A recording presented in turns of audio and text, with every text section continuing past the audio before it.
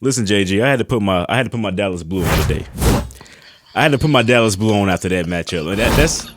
That's even as a Jets and Bills fan, that's something I gotta be impressed by. I gotta respect it. I gotta respect this type of win.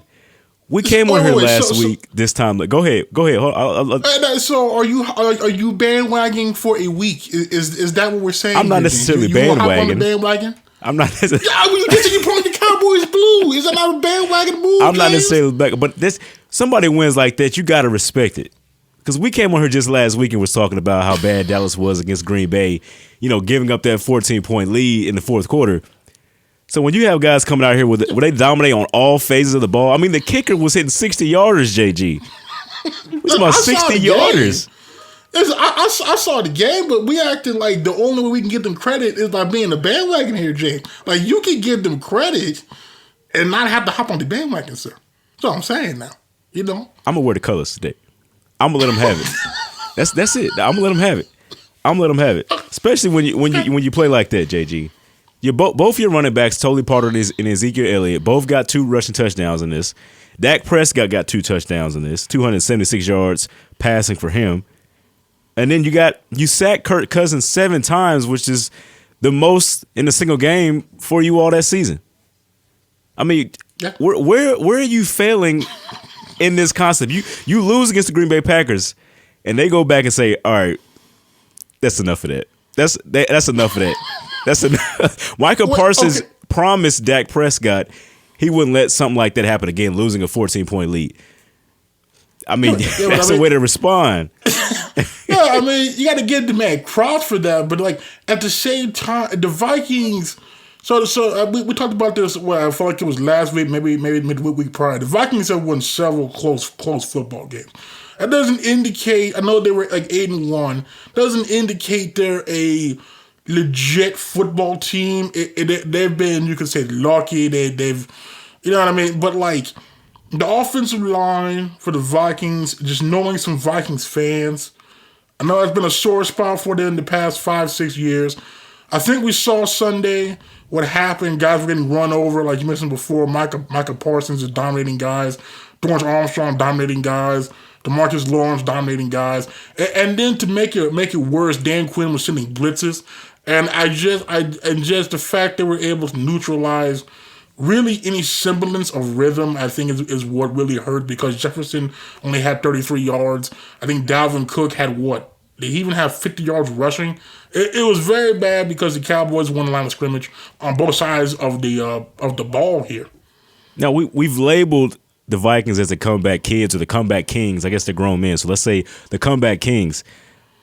All of their wins except for one this year have been by 1 score. And then the 2 losses that they have are to the Eagles and the Cowboys, and that's a combined 54 points.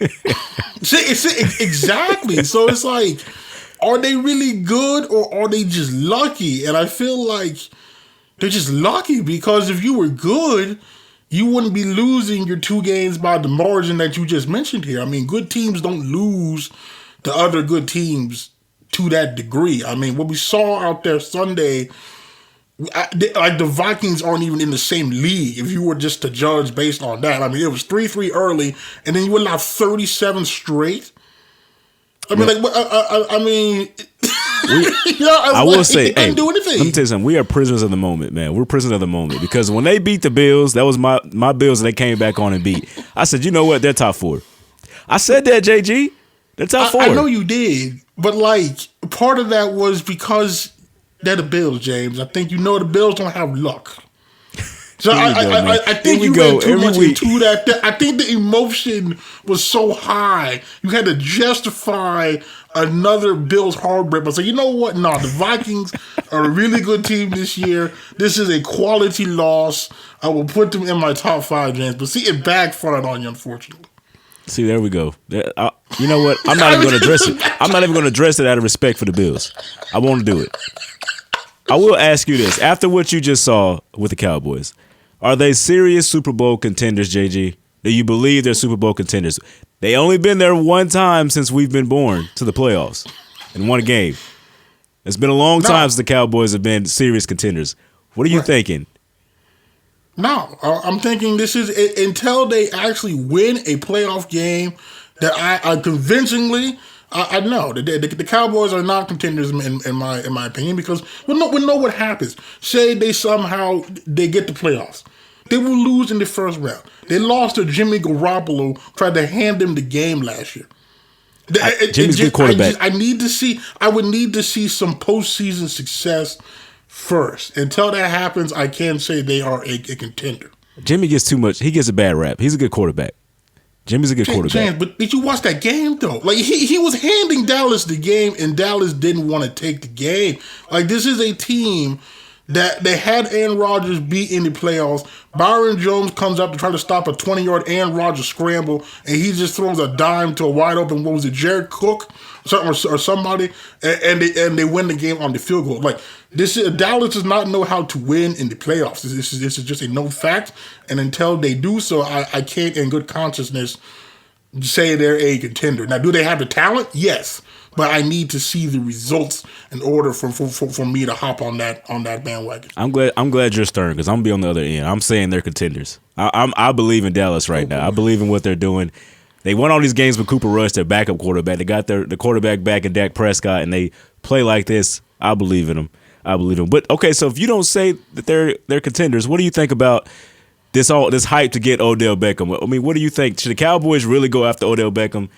The receiver that's just a free agent right now because he was injured after winning the Super Bowl with the Los Angeles Rams last year. What are you thinking? I mean, if you're getting the Rams Odell, the one that's winning there, which is happy to contribute Odell, then yes. Now, if you happen to get the New York Giants, Cleveland, I want the ball, throw me the ball 15 times a game, Odell. Didn't know. So if I'm Dallas, I have to have the understanding of CeeDee Lamb is your number one. Okay, you have a potential to be our number two guy, but CeeDee Lamb is going to get the majority of the targets. Now, if they come to an understanding on that and he's fine with it and they bring him in, I have no problem because it actually would help out Michael Gallup, I do believe, because there's somebody that's coming back off of ACL. It takes a minute for you to get back to form. So that really would help him, I think, and would just help the offense as a whole. But if Odell's mental is right, his mindset's right, I don't see how this could hurt Dallas. ACLs are hard to come back from. He's done it. He's had to do it twice now. So we'll see how healthy he even really is when he gets back on the field and how much help he could really be for the Dallas Cowboys and or another team if he gets signed there. But yeah, that's the Cowboys, man. That's the Cowboys. I got the blue on because I support it right now. I support it. That's where we're going to be at. Bandwagon fan. Yes, bandwagon fan. Thanks for watching this video. If you made it this far, like and subscribe to my YouTube channel. Also, I have a podcast called Rip Jersey. Follow that, add it to your playlist. Listen to it wherever you can. Thanks for watching again. Peace.